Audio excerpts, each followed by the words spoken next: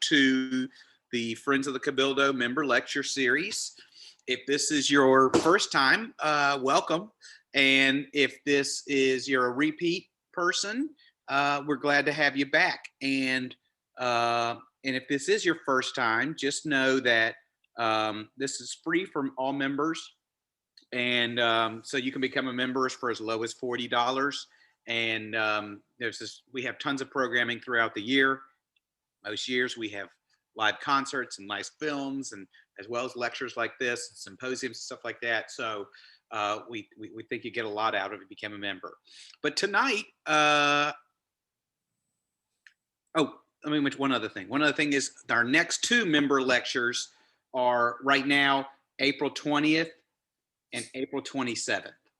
And one is on, actually, both are music related. One is on the songs, the diasporas of the Canary Islanders and music from, talking about the music that comes from the Canary Islands. So the Islanders from St. Bernard Parish.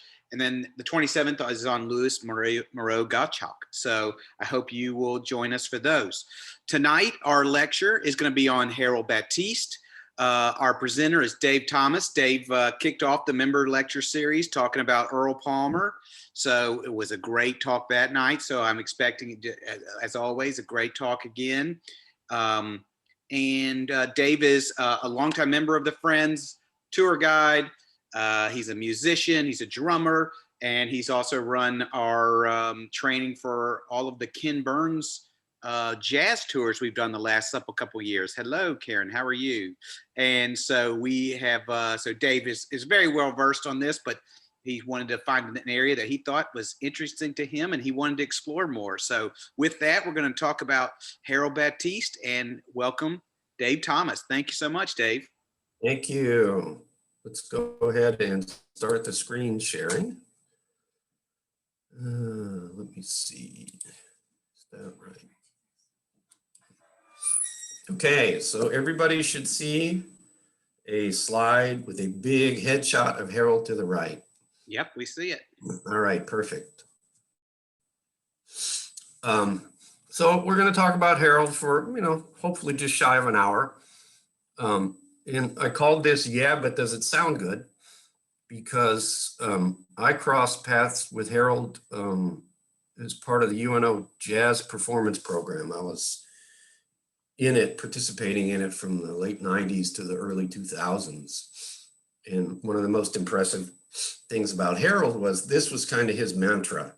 He was all about theory and good practice and whatever, but he basically, his ultimate test for music was, yeah, but does it sound good? I don't care what the theory says, does it sound good?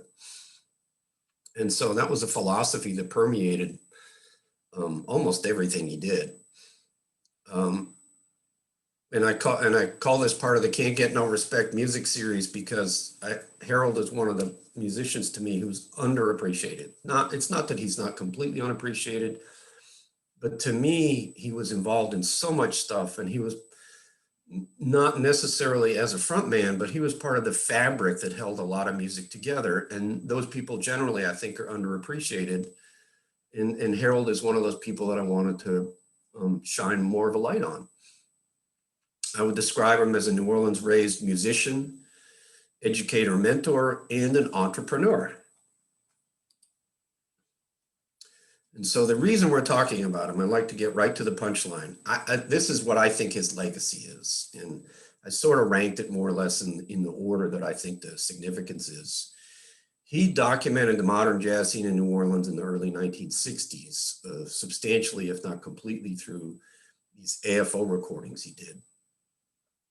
And this was at a time when nobody thought there was any modern jazz coming out of New Orleans. So if it wasn't for him, this stuff would have been almost completely undocumented in terms of recordings. And he also later produced silver books, which are essentially written versions of a lot of the iconic New Orleans modern jazz songs. And he has spent much of his life, particularly the later part at UNO, mentoring younger performers. Probably the most high profile thing he did, it was Sonny and Cher music director for over, bits and pieces over about a 15-year period. He helped spawn the Dr. John character out on the West Coast. And he was a producer and or an arranger on a bunch of national hits, both from here in New Orleans and Los Angeles. So it's a big package. I'm going to hit the early part of his life very quickly. I don't mean to shortchange it, but there's so much music to get to that I just feel like I've got to skate over a lot of this early stuff. Nuts and bolts, he was born in 1931. Mother was a pearl booker. His father was also a herald from Vacherie, Louisiana, and he apparently changed the name from Batiste. B-A-P-T was the initial spelling. And according to Harold, it was because Baptiste was thought of more of a low-class spelling. So as you probably know, many of you, if you're from New Orleans, you know, we got Baptiste of all sorts of spellings. We got Harold with two T's, we got Baptiste, which also has some musical people as PT, and then lots of Batiste with a single T. His education, 1943, he was exposed to the saxophone and started playing clarinet. He went to Gilbert Academy up on St. Charles Avenue, playing third clarinet and learning to do transcriptions by ear. The academy is gone, the building is gone. It was a beautiful Gothic building, which the photo is here, but there is a plaque. It's a plaque approximately where De La Salle school is right now. And this plaque is right out in front of the school, I believe, on the corner. And then he went to college at Dillard University, music education major. And at the time he was there, jazz was more or less officially discouraged. Early influences, white swing bands on the radio, R&B and jump blues, particularly two people he singled out were Louis Jordan and Eddie Cleanhead Vinson. Louis Jordan was probably the most high-profile jump blues player following the post-war years, or in the post-war years. And I think it's interesting that he singled out these two guys as influences because Harold was a multi-instrumentalist. He played multiple saxophones, piano, dabbled in bass, clarinet, started on clarinet, but the instrument that I think we most identify him with is probably the alto saxophone. And these two guys that he singled out as influences were both alto players. And he lived multiple locations in Central City, in a couple of locations right across the street from the Dewdrop Lounge in the Magnolia Project. So he would hear Dave Bartholomew rehearsals, and he got exposed to some of the touring performers, Ray Charles, Charles Brown, Big Joe Turner. Big Joe Turner was the original guy of Shake, Rattle, and Roll. Charles Brown, probably Merry Christmas Baby is his big hit. So that's the kind of stuff he was listening to. Early playing around his college time, there was an Army Reserve band that he was in. He got exposed to a duo called the Groovy Boys, which was Roger Dickerson on piano and Ellis Marcellus saxophone. And he hooked up with Ellis. Ellis actually was still in high school when they connected. And Harold was at Dillard and started a jazz trio, clarinet, bass, and piano. He played with the Joe Jones band at the Pentagon, and he also worked with the Johnson Brothers band for a while. In one of the two Johnson brothers was Plas Johnson on tenor saxophone, who we're going to hear about later. And so you're going to see several of these names come up later in his career. This is where he's starting to make connections that are going to pop up later. Quick highlights of his family, his married years. He was married to Alviette Marie Antoinette Dominique. Excuse me, I had an alarm going off there. They met in 1949, married in 1953. They had a brief separation in 1970, a permanent separation in 1985, and finally got divorced in 1987. 4 children: Harold Raymond Batiste III, Andrea Lynn, Marzik Khadija, and Harless Ray. And this actually is one of the residences. This is a photo of one of the places Harold lived, which is in Jason and I's neighborhood. I think sometimes it's described as Holly Grove, although I would think of it more as Leonidas. It's on Hickory Street between Carrollton Avenue and the river. And this is actually, we walk around the neighborhood a lot, my wife and I do. So I actually took the picture.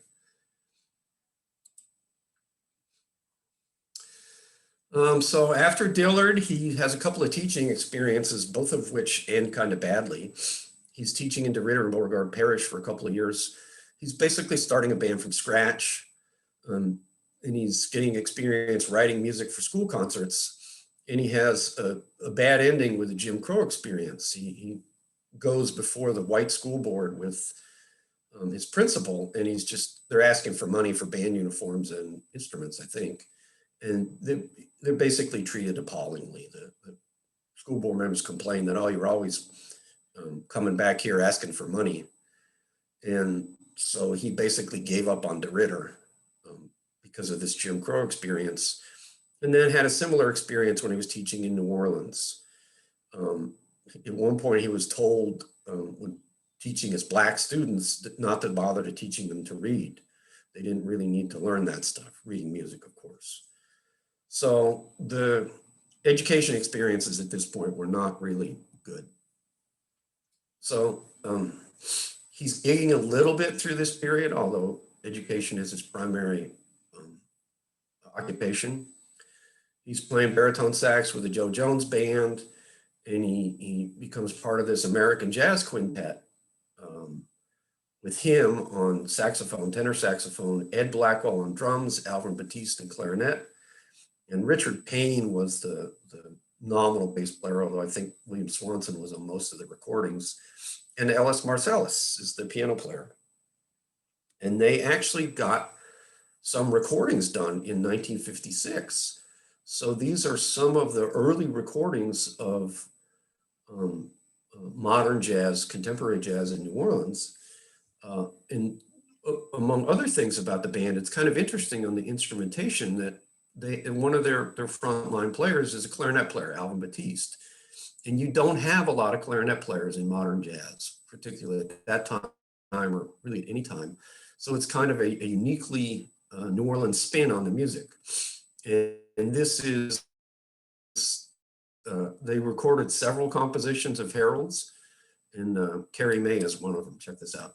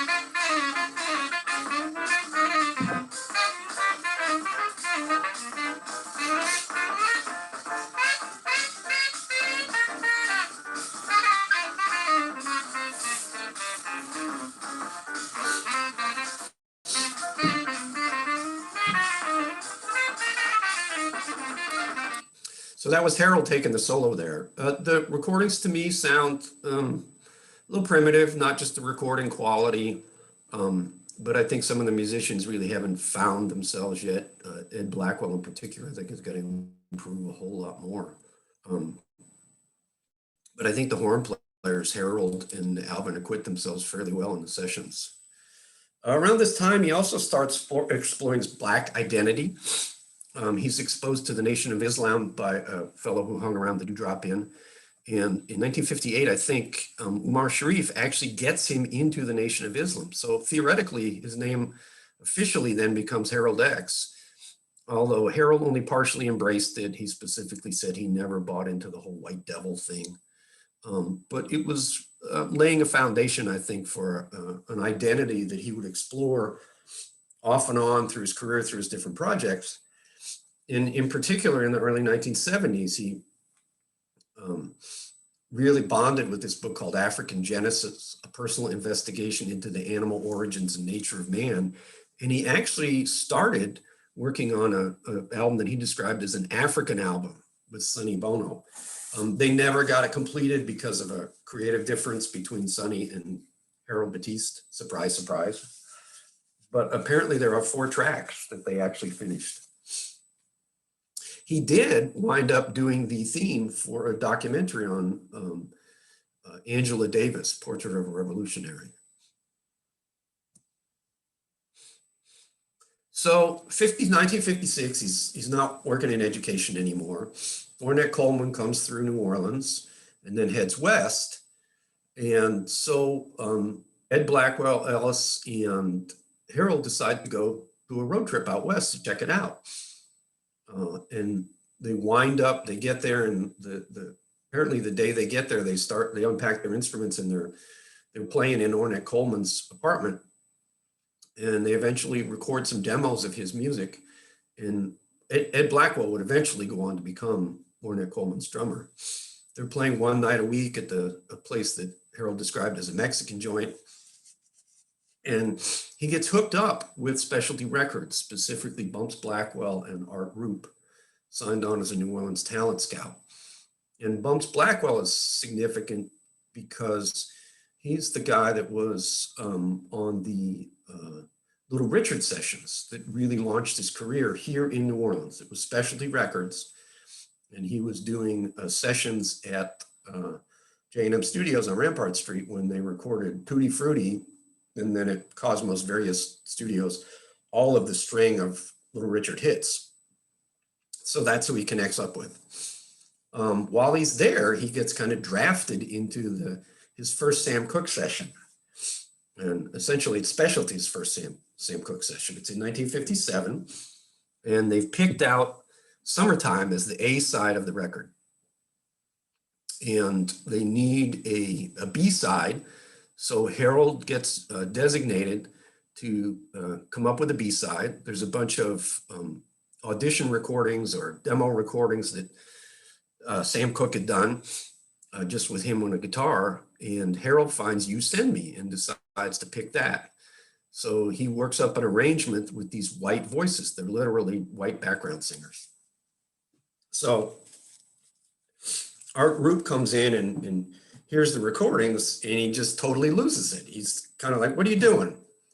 Because Sam Cooke had been with the Soul Stirrers, a gospel group that was fairly high profile, and he was trying to branch out as a secular pop musician. And that's why Art Roop signed him up, because he wants to do some soul music. And now these guys, Bumps and Harold, come up with this white sounding music.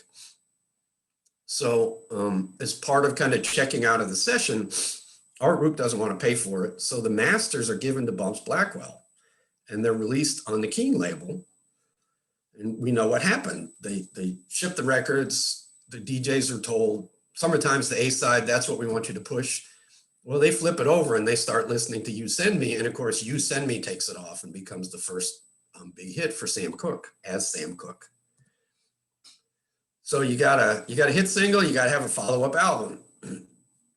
So Sonny Bono is already involved in Specialty Records on the West Coast. Basically, he got in the door, I would describe as kind of a flunky, and eventually works his way up to an A&R position. So he's hired as a songwriter for some of the stuff for the album. Harold goes in and embellishes some of the audition recordings, chord arrangements for musicians, and he uses, again, the Lee Gotch singers. So these are the same singers, backup singers, that Art Roop had fired from the single session that he didn't like. And Sonny hired the musicians. So Harold is sent back to New Orleans to act as the A&R man in New Orleans for Specialty. And A&R is artists and repertoire, for those aren't familiar with the term. And it's basically a producer, but it's a much, much bigger job than a producer, at least it was back then. Their job could encompass finding the talent, setting up the session, hiring the musicians, arranging the songs, picking out the material. It basically would cover the whole session potentially, except for the front performer. And he opened up an office on 1463 North Claiborne Avenue. It was above a music store called Houston's for Music. And it was fortuitous because it was William Houston, who was the union president and also music director at L.B. Landry High School, and he ran a society band. And Harold basically thanked William Houston for being being able to work above his record store because he thought it doing business. And Houston told him, no, I'm happy to have you because you're drawing people into my music store. Art Rupe was very hands-on, and apparently he rejected Alan Toussaint, Irma Thomas, and Chris Kenner as candidates for the label. And Harold is more or less fired in March of 1959. It's not really because he messed up. Art Rupe is getting disenchanted, and I would call it a retrenchment. He didn't really close the label, but he's kind of cutting back, and losing the representation in New Orleans is one of the things he cuts back on. However, in the 2 years that he's there, Harold does some very interesting stuff. One of their early hits is Lights Out by Jerry Byrne. It's actually a Mac Rebennack composition. So Mac Rebennack is part of this whole posse of studio people, and it's got Art Neville on piano.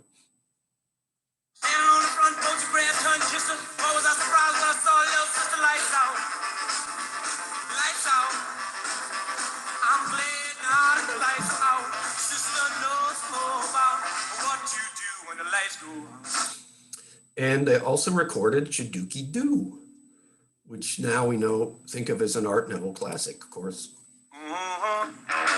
Chaduki Doo,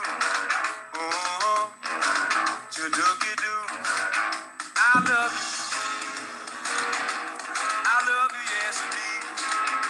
Well, whoa, baby, I love you, yes indeed.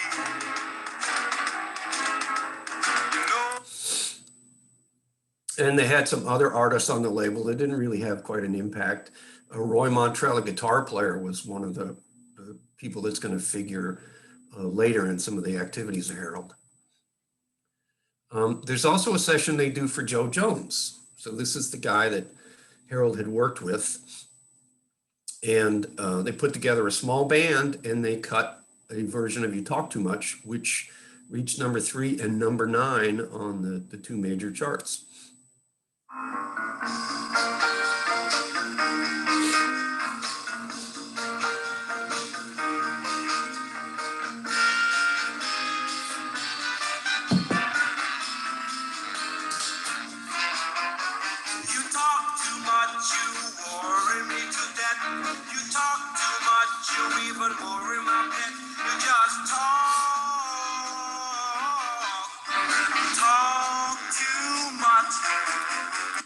So dancing is okay on this session. I forgot to mention that. If you feel like you need to get up and dance, some of these songs are pretty danceable.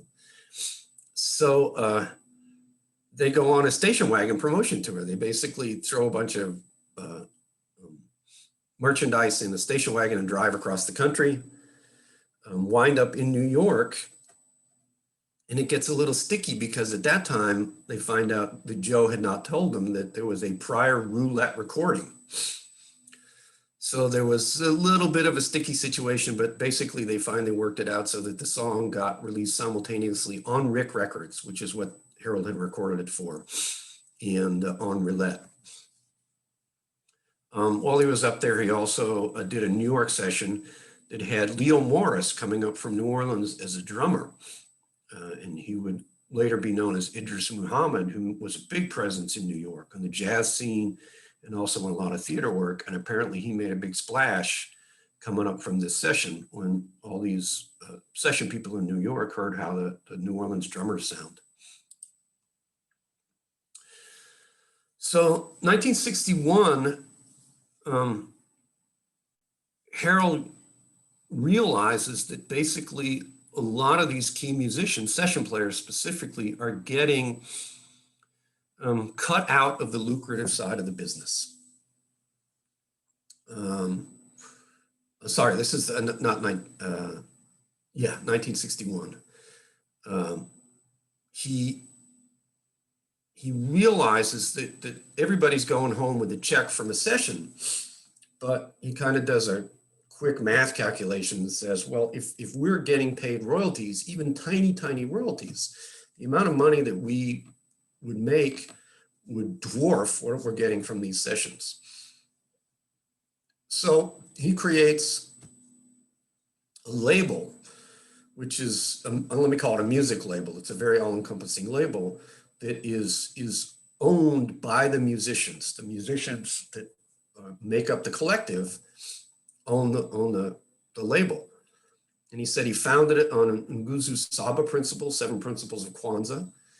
And we think it's the first Black performer-owned music company.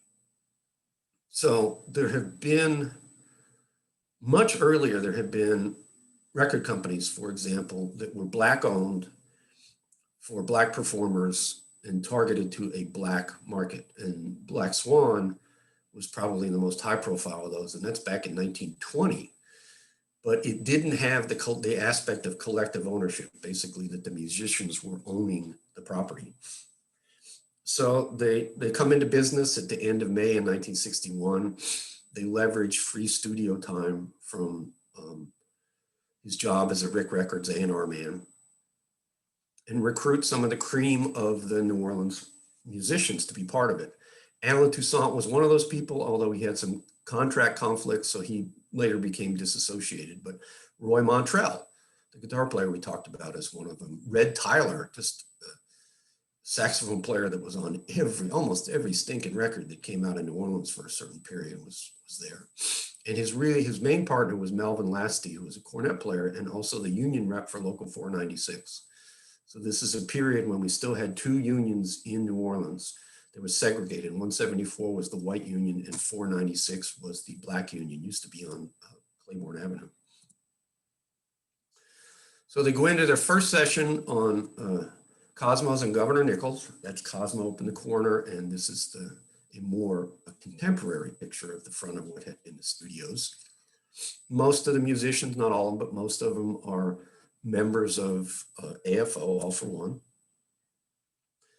And they do a split session. They cut 2 songs. One for a guy that there's a performing name called Prince Lala. He was the brother of the guitarist for Fats Domino. You've been heard on me. Didn't really get a lot of traction, but the one that really exploded for them was a song by Barbara George called I Know. And it was based on the chords from Just a Closer Walk with Thee. And one of the interesting things about it is for the instrumental break, the instrumental solo after a couple of vocal choruses, from that time period, especially coming out of New Orleans, it would have been all honking saxophone. That's what you would have heard and you expected to hear. And as a change up, they used a cornet solo instead of a saxophone solo. And think that was actually a defining part of the success of the record.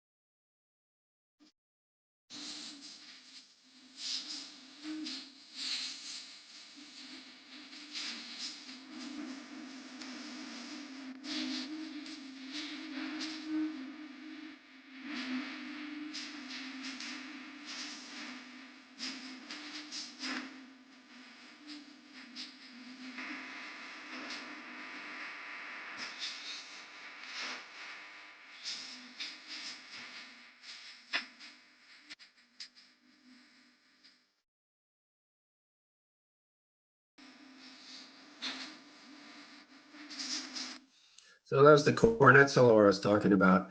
It's interesting. So Mac Revenack, who was in for a while was in similar circles with Harold, both in New Orleans and out on the West Coast. He claims that this recording with that feature cornet actually paved the way for later things like Herb Alpert, which to me is a fairly significant thing if that was true, or if it is true. They also do a session with Lee Dorsey. Harold had previously arranged Lottie Moe and Lover of Love. Alan Toussaint can't pick up this session, so he tells him, go get Harold, and they wind up doing Ya-Ya.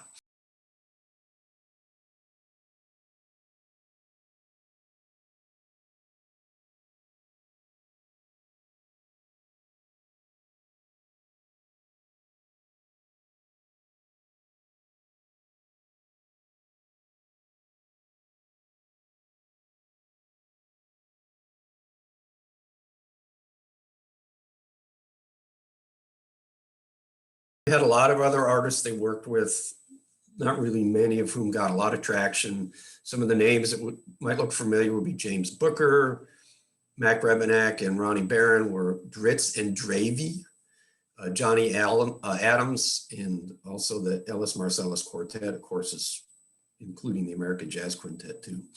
And they had a subsidiary label called At Last. One of the things that Harold gets recorded is the Ellis Marsalis Quartet. He was playing it, so his father had a hotel out on River Road, and they had a music venue called the Music Haven. So they tried to do some live recordings out there and basically went bust. So they went into the studio and recorded this, this quartet that Ellis had at the time. It really, the quartet, the foundation of the quartet was from Ellis's gigs working at the Playboy Club in the Quarter. The Playboy Club was very supportive of modern jazz, so it gave some local musicians a chance to work and play that. And it got released as created as an album called Monkey Puzzle, which had this lineup. If you look to the left, this is what the songs were on the record. And they were almost all written by band members, either James Black, the drummer, or Ellis. And then it was reissued much later in a revival of the AFO label. And they added some other tracks, which are listed over here on the right. That's why you see two different album covers here. The original one was up here called Monkey Puzzle, and the reissue was called Classic Ellis Marsalis. This music is really good. This is 1963, and this is some wonderful modern jazz that was coming out of New Orleans, and nobody's paying any attention to it. A lot of this repertoire is stuff that you would still hear if you went to hear Ellis, playing up until he died. 12's It to me is kind of one of the tunes. I swear more than half the times I went to see him, he always played 12's It in his set. It's a great song.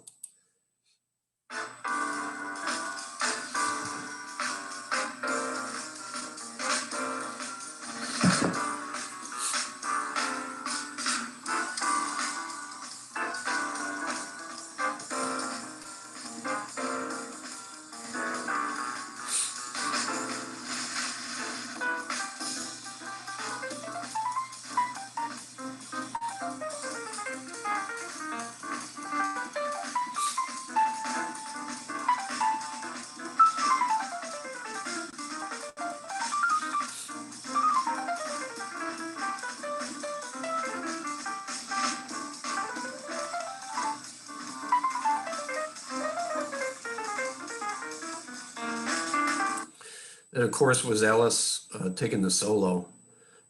If it wasn't for Harold and All for One, it's possible that this music might never have been documented. I would say more than possible, likely.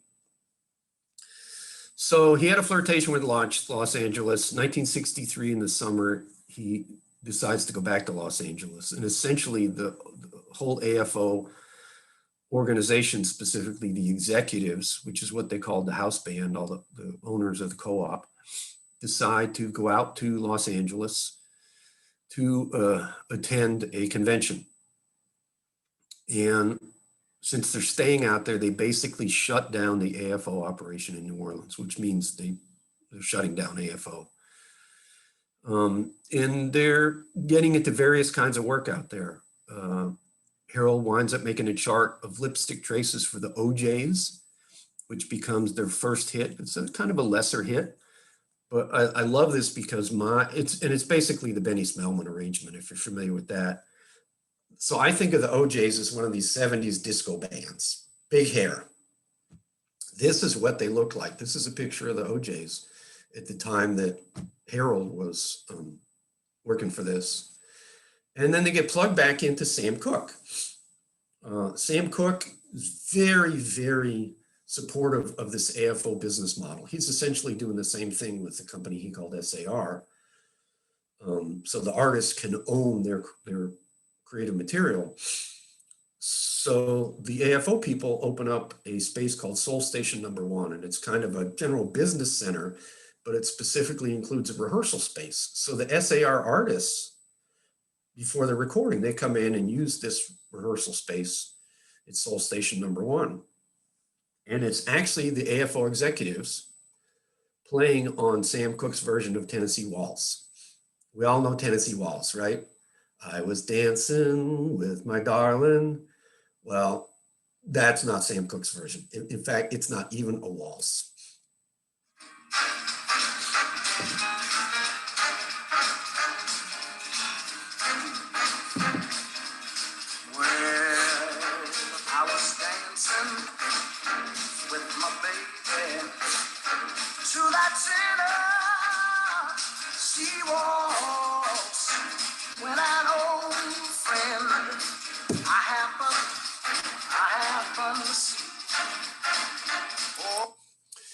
So what puts an end to this is, of course, the horrible shooting, Sam Cooke in 1964. It's the end of Soul Station Number 1, and it's basically the end of what's holding the executives together. So they scatter. Some stay in LA. Red Tyler comes back to New Orleans. Some go to New York. And so that really is now the end of the AFO nucleus. Through this period, Harold is also working on Phil Spector sessions. Phil Spector is the guy that's credited with creating what they call a wall of sound for his songs. So think of the Ronettes. And what a session would be, you get 3 or 4 guitar players, you'd get 3 or 4 keyboard players, and he would just pack the studio with instruments to duplicate parts or just play all these parts so it sounded really, really dense. And he puts this reverb, really heavy reverb on top of it, so it has a very distinct sound. And Harold is actually playing the part that was designated as free piano, meaning he didn't have to play the written part. It was his job just to fill in stuff. And that came to influence a lot of the earlier stuff, earlier versions of some of the stuff that followed. So he got hooked up to Phil Spector through Sonny, going back to their relationship as complementing A&R men on the 2 different operations and specialty.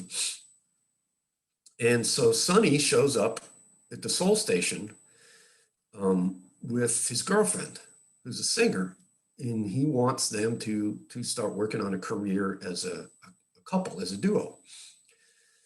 And so Harold writes charts for their first single, a song called The Letter, which is not very good.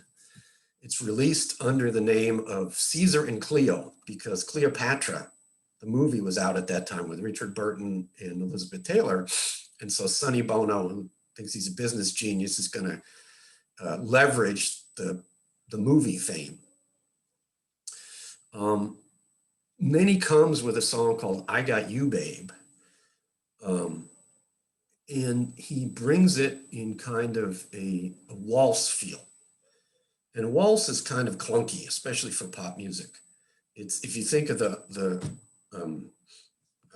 German tuba bands, it's a refined version of a boom, pop, pop, boom, pop, pop, boom, pop, pop.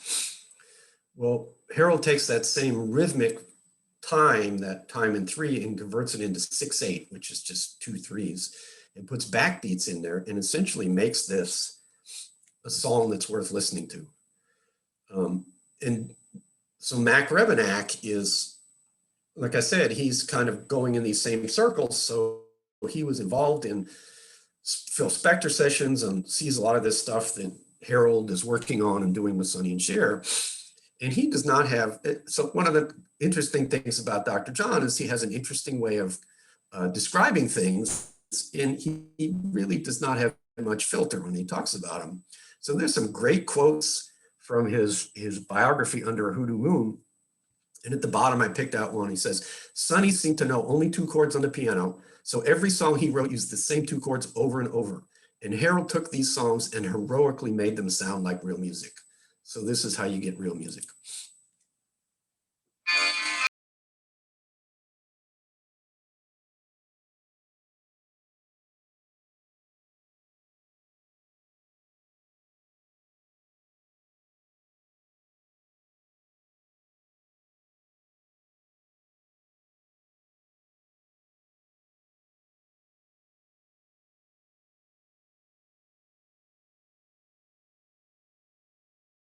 The sound here is it's classically this Phil Spector derivative sound. It's very dense. Your instruments like a keyboard and what sound like orchestra bells doubling a kind of a melodic line in the background, and lots of reverb on top of this.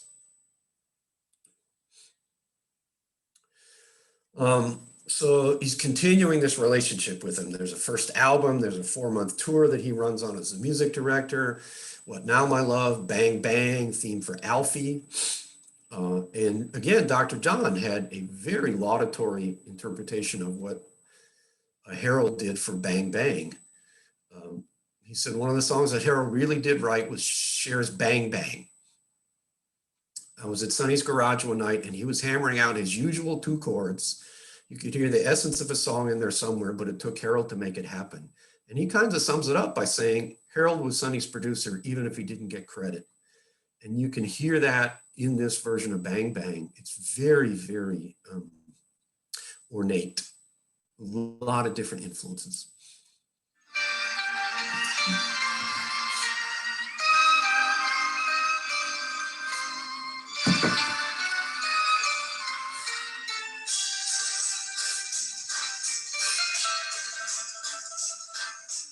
I was 5 and he was 6. We rode on horses made of sticks. He wore black and I wore white.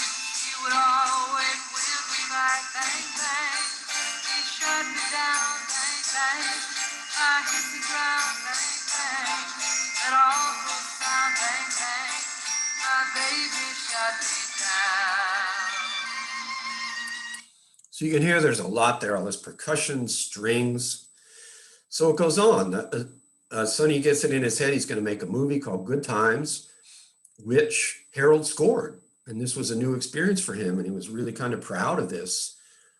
Unfortunately, he signed a contract that said they could transfer the credit for the compositions to anybody they wanted to. And they credited him to Sonny Bono.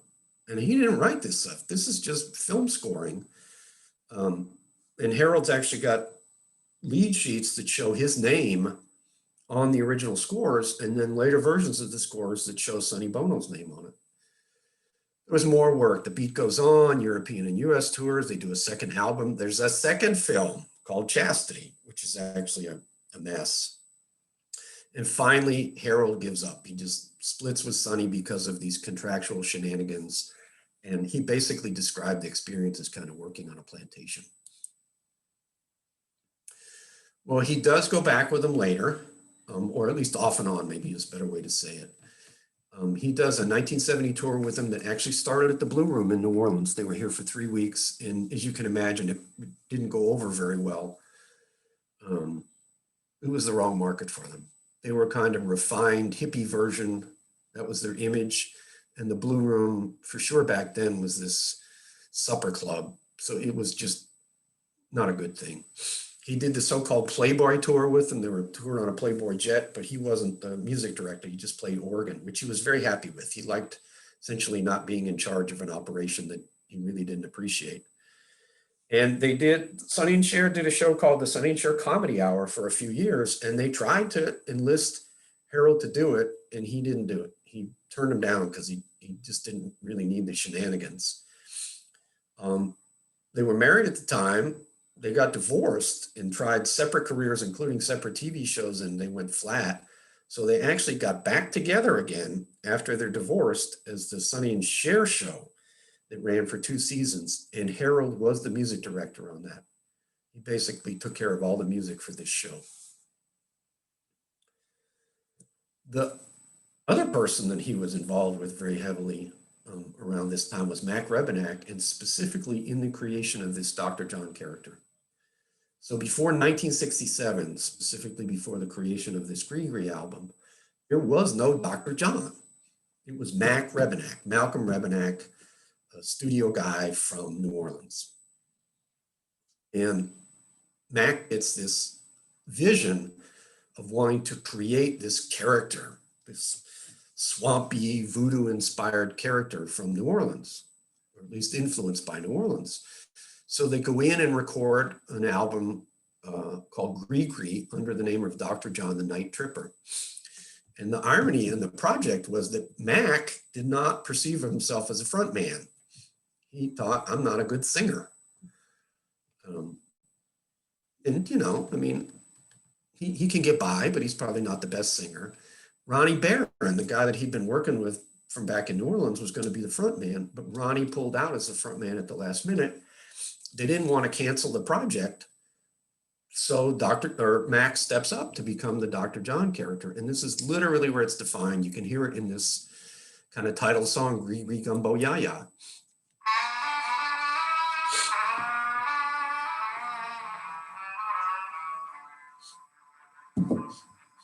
They call me Dr. Jones, known as the Night Tripper.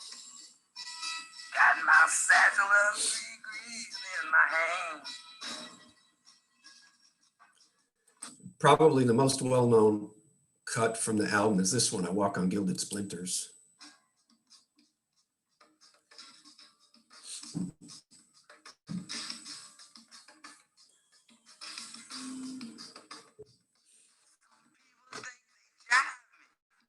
I know they must be crazy. Don't see their misfortune. Yes, they just lazy. Je suis le grand zombie. My yellow belt of choice on. Ain't afraid of no tomcat. Fill my brains with poison. Walk through the fire. Fly through the smoke. See my enemy at the end of their rope. Walk on pins and needles, see what they can do. Walk on gilded splinters with the king of the Zulu.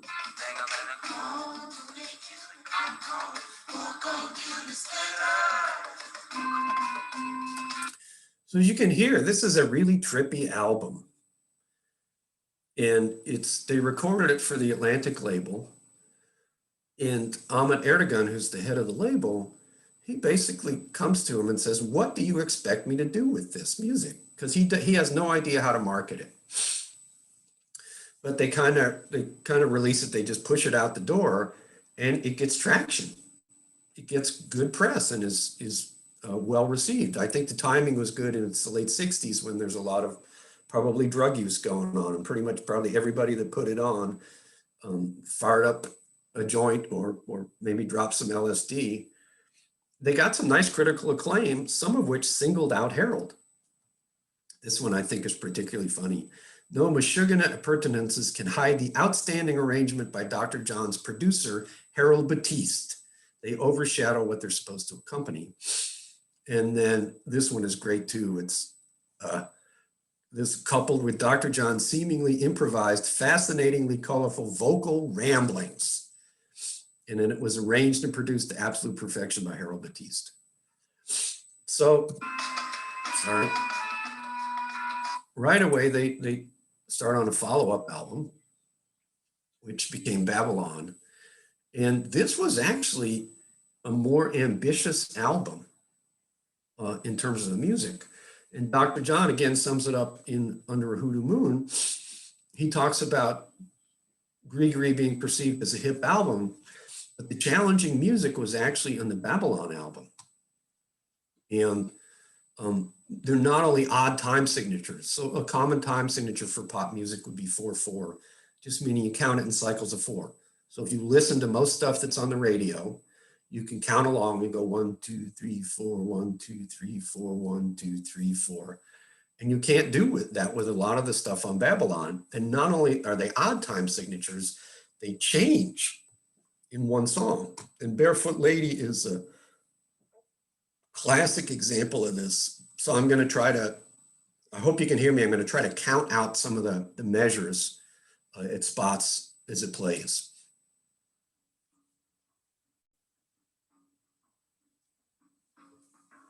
One, two, three, four, 5.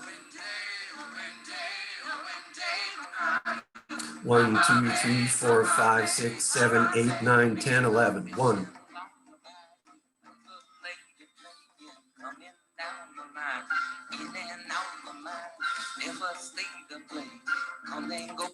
So very challenging stuff to play and play so it sounds like music. So just to kind of orient you to what some of these time signatures mean, like 11/4, the song that might be most familiar to people if you're Allman Brothers fans, one of their big early hits was Whippin' Post. And the hook rhythm that goes through that is actually in 11. Dun dun dun dun dun dun dun dun dun dun dun dun dun dun dun dun. That's another example of somebody playing an 11. One of the neat things about the album, it was one of those double fold albums that you used to get when you actually had LPs. And there's 2 pictures inside. Mac Rebennack is on one side and Harold is on the other side. Oops, sorry. So there's a couple of other intervening albums Harold's not involved in, and frankly, they're somewhat disasters with the way they were done. But he does make a return for Dr. John's Gumbo in 1971, which has the classic Iko Iko. Well, it has a lot of classic tunes, but the one that we probably mostly hear from that album is Iko Iko. But these projects with these kind of defining projects aren't the only things he's doing. He's into just a lot of stuff. He's doing a Barry White session for Jackie DeShannon. Is a New Orleans singer, Lydia Marcel, who did some compositions by Jane McNeely, who was somebody that Harold worked with that had a lot of respect. He described her stuff as kind of Broadway style. Hal Mack Productions, he's got a production company with Mac Rebennack, among other things. They did 2 albums for Wayne Talbert, but that ended badly, primarily because of Mac's drug use, and Harold couldn't deal with it. The debut album for King Floyd, there was an English band of women called The Cake, sometimes described as like a female version of the Beatles, 2 albums for them. And then Hal Mack morphed into Hal Mel. So that's Melvin Lasty, and they did an album together called Alone Together. There's a London tour with Tammy Lynn. There's an interesting blues album with Plas Johnson. So remember we talked about Plas Johnson as the tenor player, one of the brothers in the Johnson Brothers from way back in Harold's history. He would be known, so Plas wound up out on the West Coast and is a very prolific session player, and his signature, what people would identify him for, is the Pink Panther theme. That's his tenor saxophone on the Pink Panther. He does an album called The Blues that Harold's involved in. Ray Brown was the bass player on that, who's probably the best jazz bass player ever. And at one point they're talking to the guys in the sessions, asking each of them to come up with tunes. So Ray Brown has this blues tune and he starts singing the parts to the other musicians to teach it to him. And somebody makes a comment, say, where'd you make up this song? Out in the parking lot? So it becomes Parking Lot Blues, and it's the minor hit off the album. And then he goes into a period, Harold goes into a period he calls hitting and missing. Some successes, some just treading water. He has a 1977 tour with Marilyn McCoo and Billy Davis. So think Fifth Dimension. They were 2 of the 5 members of the Fifth Dimension, and Marilyn McCoo in particular was the voice. She was the one that you heard singing most of the lead. And he really thought of that as kind of a cleansing experience after this plantation experience that he described with Sonny and Cher, more Sonny than Cher. He was very happy to go on this tour, and he basically turned the reins at some point, turned the tour leadership over to the keyboard player that had been in the band. He has kind of another AFO analog shot, National Association of New Orleans Musicians. It doesn't get any support and goes dormant after a couple of years. Minister of Music at the Harvest Tabernacle Choir. And he puts together this band of expats, New Orleans expats on the West Coast, calls them the New Orleans natives. They get a regular gig at the Club Lingerie and also some Southern California dates. And this is what I love about this, is that this is like one of the concerts you'll see around Jazz Fest in New Orleans, where you get these people who have independent reputations in different bands and put them together, smash them together in one band for a concert, except they do this on a recurring basis. Some of the names should be very familiar to people. Leo Nocentelli was the guitar player for the Meters. Henry Butler, we lost him fairly recently. Jerry Drummondville, tenor sax player. He was actually on the West Coast. He was doing session work, and he was the liquid saxophone solo on Tonight's the Night, the Rod Stewart song.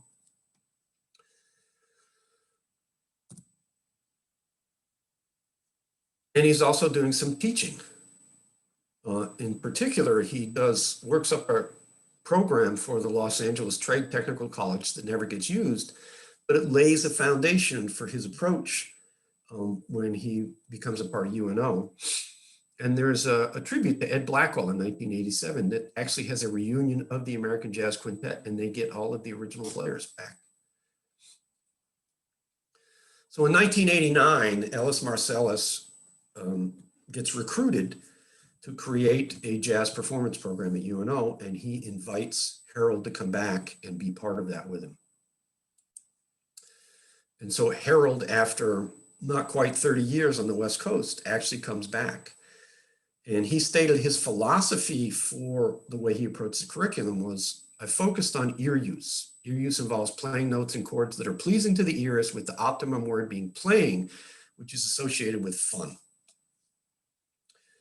And so this is where I crossed paths with Harold, not as early as 1989. It probably wasn't until 1999. And I had Harold for some theory class. I might have had him for some piano stuff. I can't remember for sure.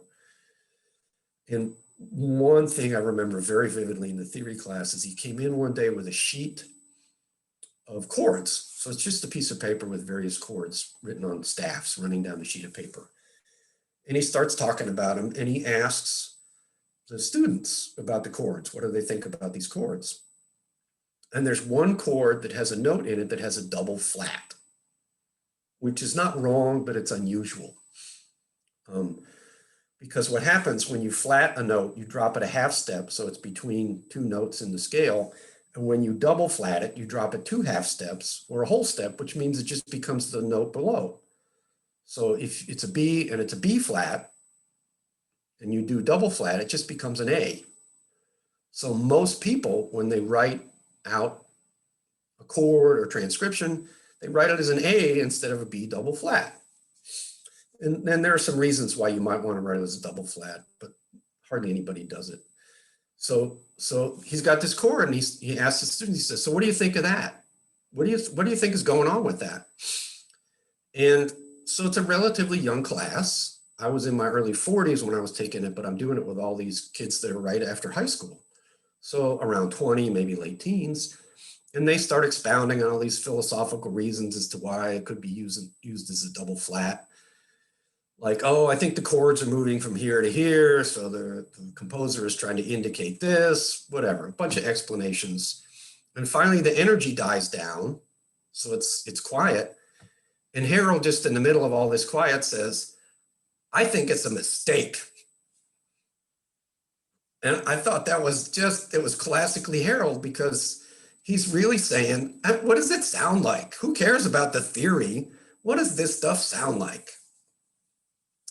And really, I think at UNO is where he really distinguished himself as being a mentor and developing talent, not just being a teacher, but just really mentoring people. He produced several recordings.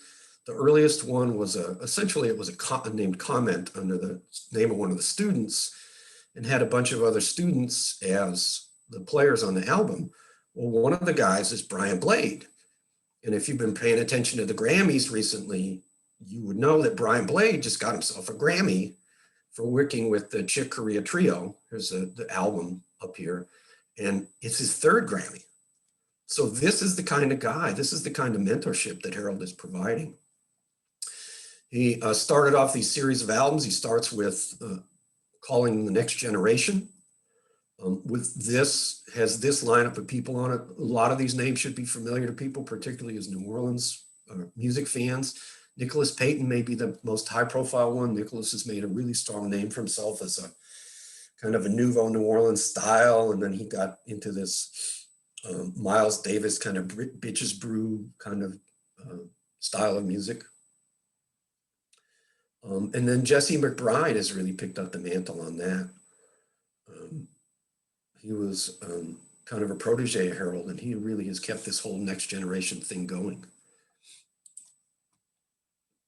And the other gift that Harold gave us is these things called silver books. And I actually photographed the silver books that I had from when I was taking the UNO program. They're what you would call fake books. So what a fake book is, when a musician's on the bandstand, particularly if it's a casual gig or a pickup gig, you don't know what somebody's going to request. Maybe they say Melancholy Baby. And the chances that everybody on the bandstand knows Melancholy Baby by heart is about 0. So it's very common you get these musicians to have these thick books of single page, what are called lead sheets. Basically, it's one page that outlines the form of a song, gives you the melody and the chords, and maybe a suggestion about style and how you play it. And they're called fake books because they allow you to fake the song. And they evolved so that the jazz people are hipper. So there was this variation of fake books that came to be called real books. And they were bootleg initially, but then they became legitimate. And the quality was a lot better actually when they became legitimate. So Harold essentially created this for the New Orleans repertoire. And there's 3 editions of it, 3, so they're not overlapping. They cover different material. And you have a number of songs inside. So this is the table of contents. At the back, you have the biographies of the composers.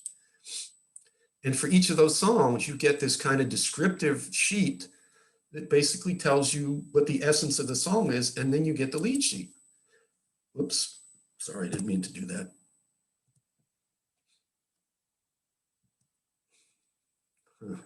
There we go. And 12's it. That Ellis Marcellus song I played for you, as well as most of the other early stuff that these guys were playing, is part of the contents.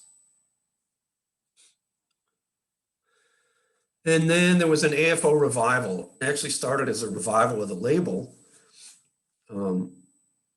In 1976, Harold went back and took a bunch of these old recordings, some of which had not seen the light of day, and released a 4 LP package called New Orleans Heritage Jazz 1956 to 1966.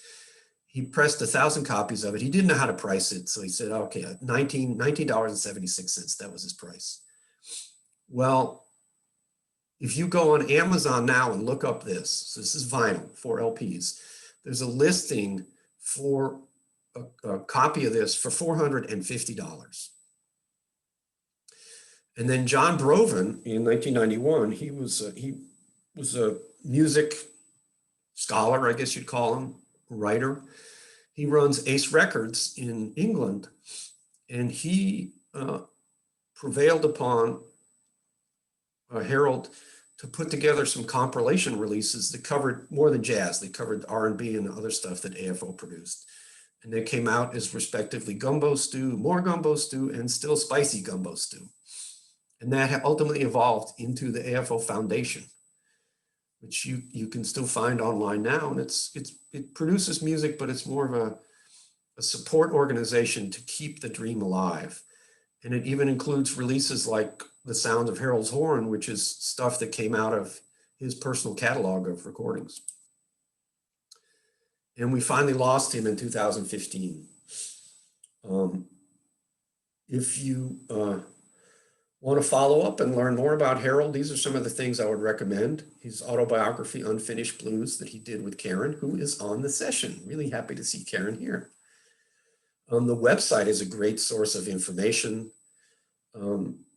Dr. John's biography actually has some interesting stuff in it because he crossed paths so much with Harold and he cites him quite a bit.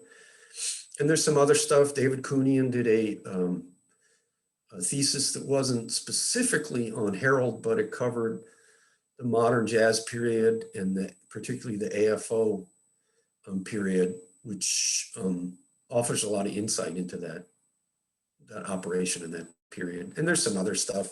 You can hit some of the Sonny and Cher biographies, but I mean, there's references in there, but they're not real helpful.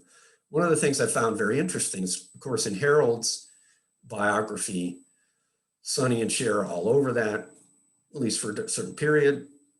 Dr. John's biography, he cites and talks about Harold probably in about 8 or 10 different pages. There's an early biography of Cher. It's not an autobiography. And Harold Batiste is all through that. Maybe half a dozen times, 8 times, 10 times. So Sonny Bono writes an autobiography, and he mentions Harold Batiste once in a throwaway fashion.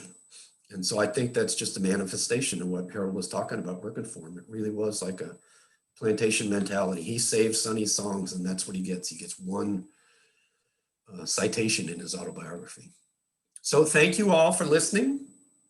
I'm going to turn it back to Jason. I know I ran a little long. No, that was okay, Dave. I mean, I learned a ton, and thank you so much for that presentation. Does anybody have any questions for Dave?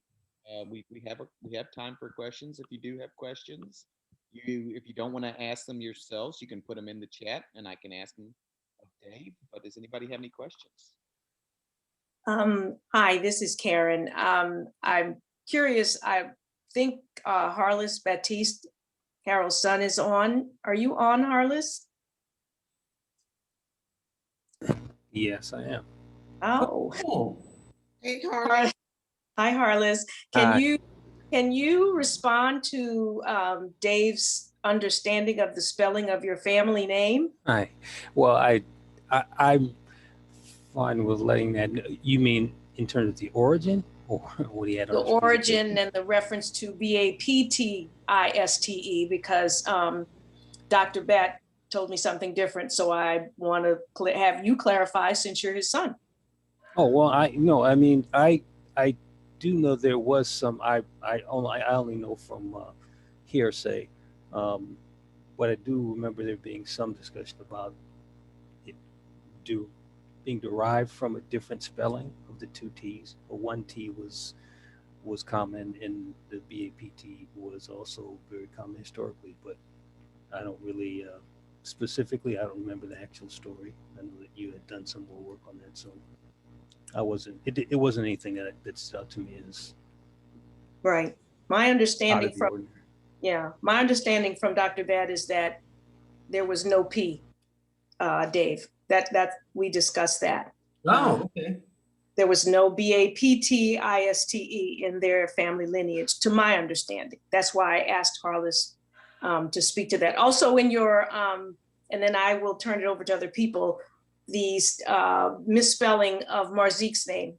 Both of her names are misspelled. Oh, sorry. Okay.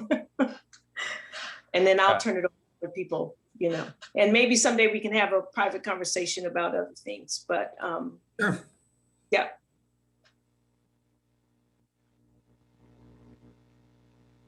Nobody else has any other questions?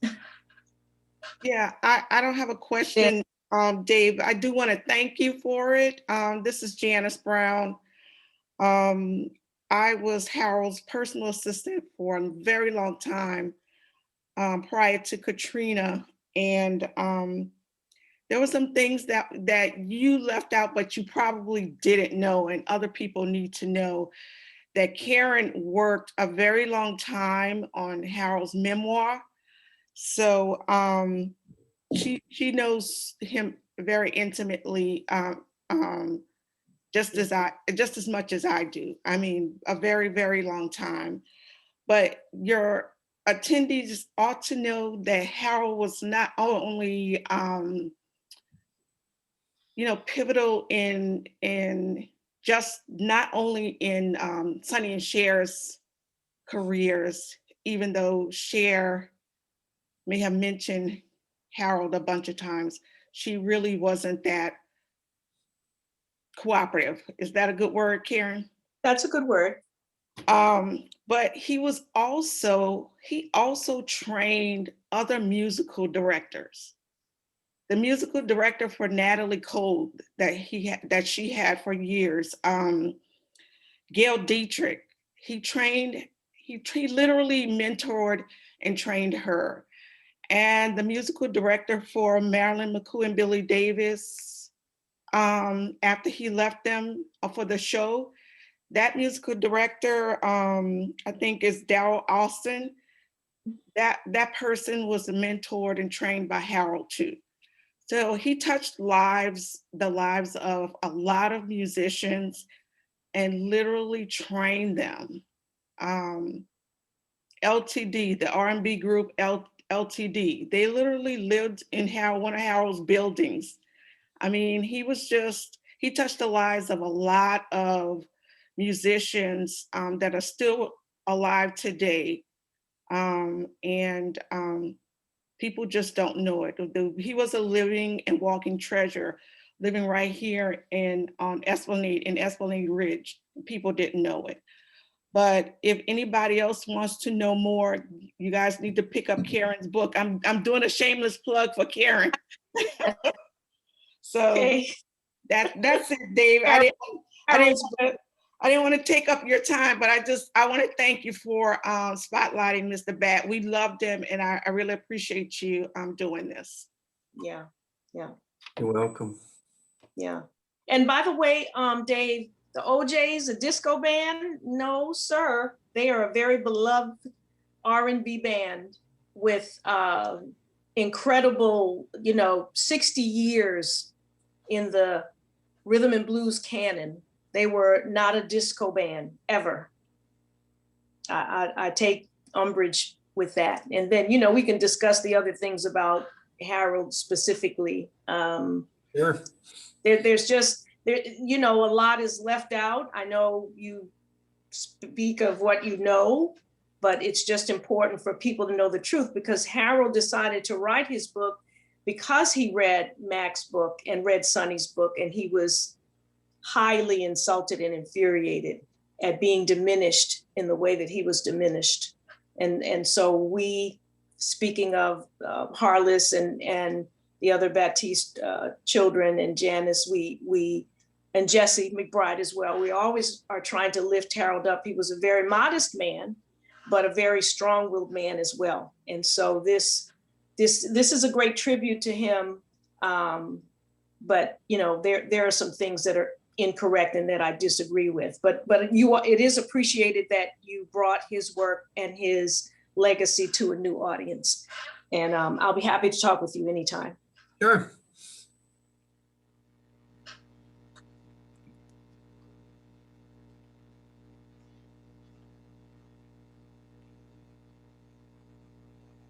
Yeah, the music. Are you talking, Jason? We don't hear anything. The question was about Harold and teaching his children to play music. Raymond III is a bassist. I know that. Yeah, much of the teaching was through osmosis. We lived it. Music was in our ears all the time. And my older brother, he took it a little further than the rest of us. I played a little bit when I was younger, and I played just by ear, just by hearing his music. But I'm saying my brother has taken it further and continues that on. Yeah. That's for sure. Couple other things. Anybody else have any other questions? We got a bunch of thank yous and great presentations, and appreciate the music clips help to tell this story. Dave, thank you for the presentation. Also, thanks for sharing your insights and experience with Mr. Batiste. Very educational. Enjoyed this immensely. So thank you so much, everybody, for attending tonight. I hope we, in an hour, I'm sure we can put together a couple more hours. So we'll have to, continue on and hopefully we'll go into even further depth about his life. But I want to thank everybody for attending, and we hope to see everybody on April 20th for our next member lecture series. So thank you so much. And if you're on the R&B class, we'll see you on Wednesday night because we've got that going on for the final class then. So thank you, Dave, so much. We appreciate it, and we thank everybody for taking part. Thank you, Karen, Harless, and Janice, and everybody. Thank you. Thank you. Everybody be safe. Yeah. Y'all.